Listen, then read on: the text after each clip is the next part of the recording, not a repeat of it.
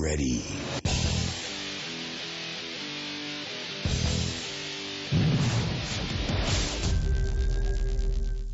Welcome to another episode of Buff in the Rough. Today we're going to talk to Erik Stout about hunting the pine plantations of South Carolina, find out why he favors blue dogs, hear about what it's like to hunt in briars that are 4 to 5 feet taller than a grown man, and a whole lot more. Help me welcome Erik Stout to the program. Well, hey Erik, how are you?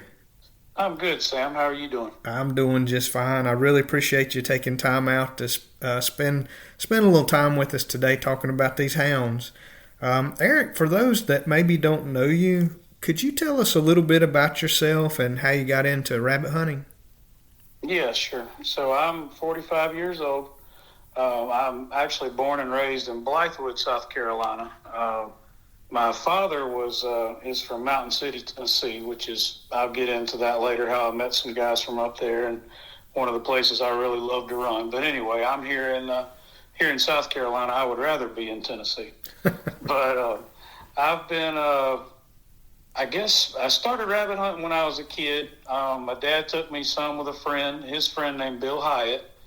And Bill ended up, sometimes when my dad couldn't go, he'd come pick me up on Saturdays and take me when I was probably, I don't know, I guess I was between 8 and 10 years old. And I remember killing my first rabbit. I think I was probably 10. Mm-hmm. And I definitely can still remember. I remember the piece of property, remember everything about it. And I knew then I would love it. But after that, I really got into the turkeys and the deer. And that was what my dad was really into. So rabbit hunting kind of faded away from me a little bit, and I started working at a golf course in 2002, which I do still work there now. But when I started out, I was just mowing greens and raking sand bunkers, and the guy that was training me, he was a hunter too. His name's Alvin Stevenson, and he just started talking to me. We started talking about rabbit hunting. He said, well, I got this little pack of 4 dogs that he said they can run one real well, and I said, well, I got some property with some rabbits. So that year, we hunted together that winter, and I hunted with Alvin for probably 3 years over his dogs, and then I decided I had to have my own. So I went and bought a little female beagle, and she was just a great dog. Her name was Pookie, and she's definitely top 5 dogs I've ever owned, actually. But so I was hooked from then on. That was, I guess, 2006 when I got Pookie, so about 18 years ago. But that's kind of what got me into it, and then it went from there. Well, you know how it goes. You get 1, you get 2, you get 3, you get 4. So it went on from there, and I absolutely loved it from then on.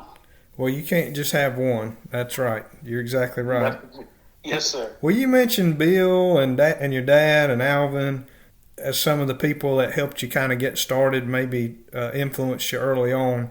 Is that who you would credit for being biggest influences on you and what you're doing today? Well, that would be some credit, I guess. And also another guy, Kenny Baker, took me also when I was a kid. And me and his son went to high school together. Well, coincidentally, he's actually one of my good hunting buddies now. Kenny goes everywhere I go.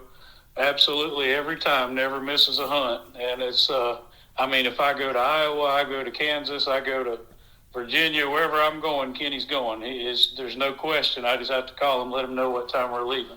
He's definitely been, an influence on me. One of the main influences, just knowledge-wise, is Victor Lax from Virginia. Victor is probably the most knowledgeable guy I've ever talked to. And he used to start some dogs and condition some dogs for me in the summer. But you could let Victor have your dog, and he could run it for 2 weeks, and he could tell you every single thing you know about your dog for 5 years. I mean, it's just an amazing, knowledgeable beagler, in my opinion. And then, there's other guys that I know that I still run with, Toby Hyde and Davey Cornell, and several guys that, just good running buddies that obviously had a good influence on me. Probably my main guy I run with is a buddy of mine named Shane Puckett. I actually met him years back. He came and got a couple puppies from me. And then we kept in touch. He invited me to hunt one time, and now actually we hunt together just about every time I go anywhere in South Carolina. It's me and Shane are running together. So he's definitely been a big influence on me as well. Mm-hmm. Now, you mentioned you liked other kinds of hunting too, turkey and maybe deer hunting and stuff like that. What is it about rabbit hunting that keeps you going back to the field? I mean, why do you like rabbit hunting? I guess it's just the sound of the hound and just the camaraderie. To me, just the friends cutting up. We're getting out there listening to the dogs. A lot of times it doesn't matter if we kill a rabbit or not. We're still having fun. And I don't know. I just love to hear those dogs run. I could go out, and it could be at night. It could be during the day. Doesn't matter. I just love to hear them go. Well, let me ask you this. Now, you've been doing this for a while, but what are some of your favorite hounds? I know you mentioned Pookie, but what are some of your favorite hounds that you've had that have lived at your house, the ones that you've personally hunted? Ones that I've personally hunted, probably my two favorite right now for sure is a male of mine that I have named Cash, Johnny Cash, and then I have a female named Lil Smoke, definitely two of my favorites now. I got another little female coming along. Well, kids named her Batman. Now, I told them we should name Batman a boy dog, but they insisted, so her name's Batman. But she is a super nice little hound. And then I've had a couple in the past. Just ones that come to mind is I had a female named Susie, and then my Smokey male, who is actually Cash's father. Smokey is pretty much the foundation of my kennel. Smokey retrieves, and he's now 12 years old. He's still hunting. He went to Kansas with me in March, and still retrieves every rabbit that he can get to before the other dogs do. He's just been an awesome little hound, and definitely probably influenced the most in my kennel, I'd say. Mm-hmm. Tell us about, because I know you've hunted with a lot of different people all over the U.S. What are some of the hounds that caught your eye that other people had? You were running with some of your buddies or some of your buddies' buddies, and you're like, man, that's a nice hound. Yeah. So, let's see. Well, Toby Hyde's had a couple dogs, obviously, that have always caught my attention that I really liked. His male, Gus. Gus was tough. He was a champion, and I think, at least, I know he was UKC. I know he was Progressive Pack, Little Pack, but he was a champion in about everything he got involved in. But Gus was a little tiny hound, but man, he had foot to him and desire and hunt. Just awesome little hound.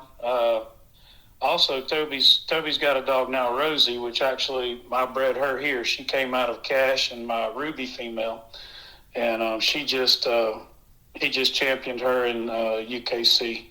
But she is a tough little hound, and man, she's got good foot to her. Davey had a dog, Sinbad, who was absolutely amazing. Just a few more. Trying to think. My buddy, I had a buddy here, Clay from Ridgeville. He had a dog he called Choco Lot, and he was an awesome dog as well. My buddy Shane's got a dog, Black Cherry, who is actually Rosie's littermate brother. And I tell you what, he started out a little slow, but man, he has really turned it on the last 2 years. Super impressive dog. And the Choco Lot dog I was talking about that Clay had, he was actually out of Ruger. I'm sure you're familiar with Ruger. Mm-hmm. I don't think if there's any others. Yeah, nothing. Well, my buddy Alvin used to have a dog when we first started back then named Big Mouth. Probably the absolutely loudest mouth I've ever heard on a beagle. And I love mouth on a beagle. And I mean, he sounded just like a coon dog. Just never heard a beagle with that deep of a bawl and sound that came out. But he was an awesome rabbit dog. He'd run one and just like he's tied to it. Wow. Probably a few that stand out, I would say. Well, I'm going to ask you a hard question now. So out of your hounds, out of your buddy's hounds, just out of hounds in general, if you could put together like a dream cast of like your top 4 hounds you'd like to see run against each other, what would those hounds be? Well, I hate to be biased here, but I'm going to go with I love blue dogs, and it's got to be a blue tick. So I'm going to go with my Cash male, my Little Smoke female, Toby's Rosie female, and I'm going to bring one in that I didn't mention, but this is a dog I've never seen run, but he's Batman's father, and his church is Blue Flame Hector. He was field champion. Never seen him go, but just from talking to Steve Church, who bred him, and talking to Toby, I bred to him. He was 12 when I bred to him, so I never really got to see him run. But just from past events and the stuff he won, and he's a dog I'd love to see go in that Dream Pack. Well, that sounds like a good pack. I'd like to go see him too. Well, Erik, talk to us a little bit about some of your most memorable hunts over the years. And when I say most memorable, I know that could be anything, but maybe it was a time you went out in super tough conditions, or you went out and you just saw a hound just step up and dominate or something. But does anything stick out in your mind from past hunts, just a memorable type hunt? Lots of good memories. Just a memory of just running dogs.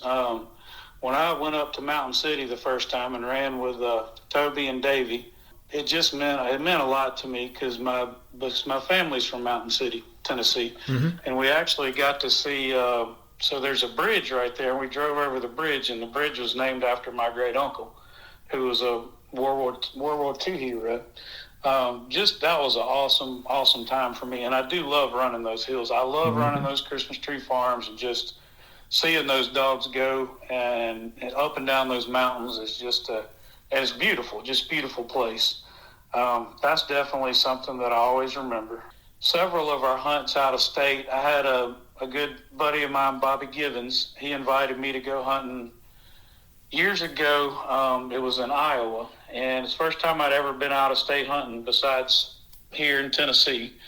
And I went there, and it was Bobby and a guy named Irvin. We call him Field Rat, Irvin Williams, and Bobby Roulette, and Ed McLean. So that week, we killed 150 rabbits in a week. And, I mean, it was the most absolute amazing thing I've ever seen. I mean, the dogs would be running, multiple rabbits coming running. I mean, it's just, I had never even thought you could kill 150 rabbits in a week. But it was a good time for sure. And those guys were just, they love the hunt, and they just love to get out and run the dogs and do what I do. So we've done that trip multiple years, and it was a lot of fun. I've had some definitely memorable hunts in Kansas. We had actually this past one was the most rabbits I'd ever killed. We killed 168 rabbits in 5 days. I think our low was 17 and our high was 55. And people say, well, how in the world can you kill that many rabbits in one day? But I mean, the dogs will be running down a hedgerow and there's 4 rabbits in front of the dogs. That's how it works. And the packs would just be split all day, just nonstop, just dogs running everywhere and rabbit races everywhere. It's pretty amazing. Well, this next question is kind of like the last one, but what's one of the craziest things you've ever seen while out and about? Craziest thing I've ever seen probably while I was hunting was I had dogs were burning one up, running them pretty good one day. This was in Fairfield County down here by my house. And dogs are running, and I got a buddy, he videos all the time, my buddy James. He'll always have his phone, and he'll be Snapchatting or videoing or whatever when the dogs are coming or somebody shoots. And I knew he was standing over beside me. Well, a rabbit comes running out, and he's running right towards me, which is, to me, is the hardest shot. I don't know why, but it always is. So I missed him once, I missed him twice, and he kept coming right at me. And my gun had jammed on the third shot. So I took my gun and swung it just like a golf club and clipped that rabbit right across the head. And he was out cold. And I turned around and looked to see. I knew my buddy was videoing, and he wasn't, of course. But definitely one of the craziest things I've seen. That is one of the craziest things. That's a good story. Now, you talked a little bit about where you live in South Carolina. And I know South Carolina reminds me of North Carolina. You've got kind of some mountains on one end and the ocean on the other. And so the terrain can differ wildly throughout the state. Talk to us a little bit about what kind of a hound it takes to be successful where you live. And maybe tell us a little bit about what it looks like where you hunt. Is it swampy? Is it dry? Is it flat? Is it hilly? Is it thick? Is it open? Well, we have a little bit of all terrain here. We do have some hills and we have some flat land. And one thing we have that's steady is briars. And I mean, when I say briars, I mean briars. I mean, you might walk into a planted pine plantation and you got briars that are 4 or 5 feet over your head. And I mean, it can be intimidating. And I know, people don't understand a lot of times our terrain we have here. And the briars get thicker as you go south. And you could talk to Toby. The first time Toby came down here to hunt, he said, "What in the world?" I mean, he couldn't believe the briars were this much thicker in South Carolina versus North Carolina, because it's just but it is. It's just the way it is. And here in Mississippi, probably the toughest, thickest briars that I've seen. And I've hunted, lots of different. I think I've hunted 10 or 11 different states with my dogs. I've run down in Florida, and that's pretty woolly stuff down there too. But here is just thick briar. And I mean, I know a lot of guys say, "Oh, well, I don't go in those briars. I let my dogs go in there." Well, that's fine and well, but you're not going to kill the rabbit, because when you got a 100-acre pine plantation and nowhere for him to go but the pine plantation, then he's not coming out. So it's we have a good time. We get in and put our heavy clothes on and go in the briars and hunt. But it's definitely, it takes a dog with desire. I mean, they have to have hunt and have to have resilience and want to go in there and do it. I've got pictures of several of my hounds, especially my cash hound. His ears, it looks like he just took a razor blade and cut the front of his ears off. And I mean, he's like that, and it never goes away, because it might heal up a little bit when he's not hunting in the summer, but then as soon as he goes, all those front of those ears peel off, and it's just the same again. I mean, it's pretty amazing to me sometimes that those dogs will go in there and hunt in that stuff, and that they can go all day and then go again the next day, and it's pretty amazing. Well, let me ask you this: if you could build the perfect beagle for you and the conditions that you hunt in the most, what would they look like and sound like and hunt like? If you could design one, what would they look like? My perfect design beagle would probably be 13 and a half inches tall. That's just what I like. I like an open mark blue tick, which is just the color I like. And he would have to have good foot with gears. And I say gears, he's got to be able to slow down when he needs to slow down. I can't stand a dog to run over the end wide open, barking and overrun it too far. But at the same time, he's got to have enough foot. I don't like a slow dog. I don't like a super fast dog. I like something with a medium fast, and he knows how to control his mouth and run it as fast as he needs to, or as fast as he can, I should say. I guess that'd be, and he's got to be full of hunt. Well, talking about the things that you just listed out there, and you said you like blue dogs. Do you have favorite bloodlines that you look for, or a particular hound? I know you mentioned Smokey's like a foundation dog for you. Could you talk about what you like to see behind your dogs, pedigrees wise? So when I first started out, tell this story quickly. I met a guy named Ronald Gainey. He was Ronald Gurney. I'm sorry. He was in Greenwood, South Carolina, and he was a good bit older than me when I met him. But he had some nice hounds, and what happened was he had a couple that would be a little faster than what he liked. And I went and watched one run, and I said, "Well, I really like her." Watched her solo, and she brought the rabbit by us a couple times, and I said, "Okay, well, I'd like to buy her." So I bought her. Well, I went back and bought her sister, and then I bought another dog from him. And we actually stayed in touch over the years. Well, I kept that bloodline, and I do still have that bloodline. And it was a great dog. Don't have papers or anything else, but I've actually got a little young female, Peachy, out of that litter, who is, I guess it's been going on, gosh, that was 17 years ago, I guess I got my first one from him. Wow. And so I've still got that bloodline going on. I guess it's 5th generation now, but I got a little dog, Peachy, who is absolutely amazing. And she loves to dig them out of a hole if they go in and retrieve them. And, I mean, she's just a awesome little gun dog. Jumps the heck out of them. But so that was kind of where I started. I really liked the looks of some blue ticks I saw, and I could talk to a couple guys, and they said, well, if you're really interested in a blue tick, you need to go to Oak Hill Kennel in Kentucky and see Sally McGee.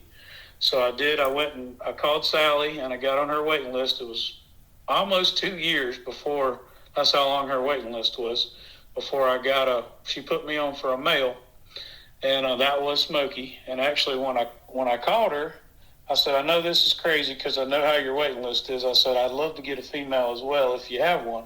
She said, well, somebody actually backed out on his sister, and that was Remy, who was another one of my favorite hounds. Lost her a few years ago, but so that was where it started, Smokey and Remy, and then I went and got another one named Huckleberry, and it kind of went on from there. And I started breeding my own blue ticks. And Oak Hills, honestly, the one thing about them, they can very much differ in speed. You'll have some that can roll, and then you got some that are a little slower, and a lot of guys breed the slower, and it's just not my thing. I don't like it. I like the ones with foot. Mm-hmm. I do remember the first time I met Toby. Toby invited me to a trial in North Carolina, and I brought him up, and when he invited me to up Tennessee to run, we were running, and he said, man, your Oak Hills run with my Brancos. And I said, yeah. He said, well, you told me they would, but I wasn't sure.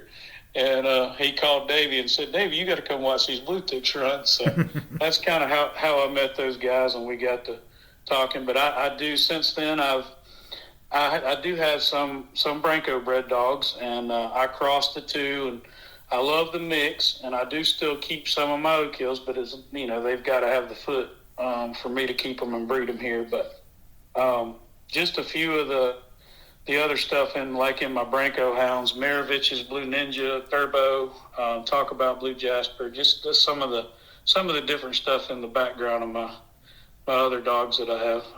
CV Bustin' Loose JoJo was actually Smokey's daddy. He was a little pack champion, and Oak Hill Blue Lily was his mother. So anything out of those in the Oak Hill line, I really do like. Well, you mentioned that you kind of started, you had that foundation stock, you went out, you knew what you wanted, you got some of it, then you started kind of your own breeding program, and you're crossing some of this stuff back and forth. When it's time for you to pick the puppies that you want to keep, how do you do that? Everybody kind of has their own method of, their own little science behind picking the puppies. But, what advice would you give? What works for you? Well, I've done it different ways. I tell you, I really love to keep a runt. If I have a runt or a little smaller, especially if it's female, I don't know what it is. I don't know if to me, they had to fight more to get where they're at. And they seem to be feisty. And that's what my little Smoke female was. She's out of Smoky, and Roxy was an old tricolor female I had. But I don't know. I love to pick a runt, and it seems like it always goes in my favor. But that's just kind of what I like to pick. Now, if I was to look at a litter on the ground, I'd probably take one that was out independent, doing his own thing, and messing around, I guess, getting into everything. That kind of seems to me like what makes a good little hound in the long run. Mm-hmm, mm-hmm. Well, now, you're a little different than a lot of guys that I know. I mean, a lot of folks have hunted kind of in different regions. If you're from the South, maybe you've hunted South, Southeast, or North, Northeast, Midwest. It sounds like you've been all over the country. Is there a particular place that's your favorite place to hunt in the country? And it may not be home. It may not be South Carolina and the 5-foot, 8-foot tall briars. I mean, it could be Kansas or something. I would definitely say I'd rather hunt in the Midwest. Kansas, Iowa, Missouri. I've never hunted Nebraska, but that's on my goal list. I would love to. That to me is just so much easier on my dogs. I mean, it's honestly, I hate to say it this way, but it's like a cakewalk for them, Mm-hmm. I mean, they're used to hunting the stuff we hunt and getting shredded up, in the briars all day, and we go out there and hunt in the grass. It's a different type running. I do love to hunt Mississippi. My buddy Clint Smith invited me to Mississippi several times, and to hunt those big swamp rabbits, and I absolutely love that. I haven't gotten to run hare yet. I've been invited to upstate New York a couple times, just haven't made it yet, but one of these days I'm going to make it up there. I do want to go run hare, but I do love running those big swamp rabbits. Mm-hmm. Well, Eric, you've been around a while. What are some of the biggest challenges facing hunters today? Do you worry about anything? Today it's just so different now. I mean, as we've gotten here, there's so many more roads and so much more traffic, and people just don't pay attention. I mean, a lot of times we'll be out standing at the road if the dogs are close to a road trying to slow people down, and some people respect it and slow down, and some just could care less and just go flying by. So traffic always worries me. The clearing and selling of land is definitely a big issue now. There's just not as many farms around, and which is part of the reason I go other places. Is just where it's not grown up, and they still have farmland and beautiful places to hunt. Mm-hmm. It's just I hate to see all the development and stuff here, and it's going to be tough. Years to come. It's only going to get worse for sure. Mm-hmm. Yeah, it's kind of funny here recently, and I know it's kind of the time of year here for bear sightings, but it seems like every day people are running around, hey, there's a bear in the backyard, there's a bear here, there's a bear there, and I'm like, where do you think the bears are going? We're slowly cutting down all of their homes. They're homeless bears. They're going to show up in your backyard at some point. Yes, sir, that's absolutely right. Actually, my dad was telling me the other night they were coming through Asheville, and I mean, he said it was right in town, and he said about a 300-pound black bear stepped right in front of him, and he was like, wow. I had to slow it down. Well, Eric, we've just got maybe one or two things left, and as we wrap up, if somebody out there is listening that is interested in giving rabbit hunting a try, do you have any advice for them, the newcomer? And maybe this is not necessarily new to hunting. Maybe it's somebody that turkey hunts or deer hunts but never had a hound. Or maybe it's a kid that's interested getting started in rabbit hunting. What kind of advice would you give them?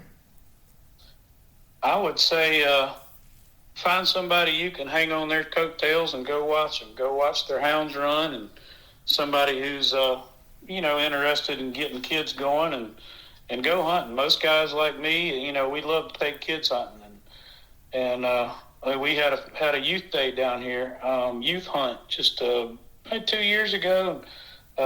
Toby came down and Davey came down and brought his kid, and a couple buddies here had their kids, and I brought my 10-year-old, which he's 10 years old at the time. He's 11 now, but they all got to shoot, and I think all of them but one got rabbits. I mean, it was an awesome time. But I mean, just get the kids involved. That's the future of rabbit hunting. They've got to take it over at some point.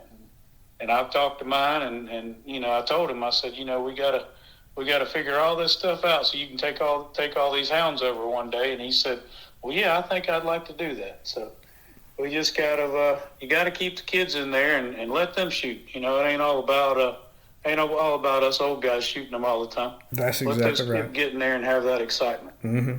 Well, Eric, is there anything that I didn't ask you about that I should have, or is there anything else you want to cover or promote? I don't know if you have any of your hounds at stud, or do you sell puppies? Anything like that you want to cover? I do still have Smokey here at stud. He is, he just turned 12. He is still producing. I've got a litter out there due Sunday that I've bred him to one of my females. So he is still producing. I would love to get some more of his blood out there. And his son Cash as well. But I've actually got another litter due. Now I've got a Spotty Beast female. She's directly out of Spotty Beast, and her name's Sky. I've got her bred to my Huckleberry Oak Hill male right now. And then, let's see, I bred one more. I've got my Cash male bred to my little female June, which will be a second-time cross, and really was awesome dogs out of it the first time.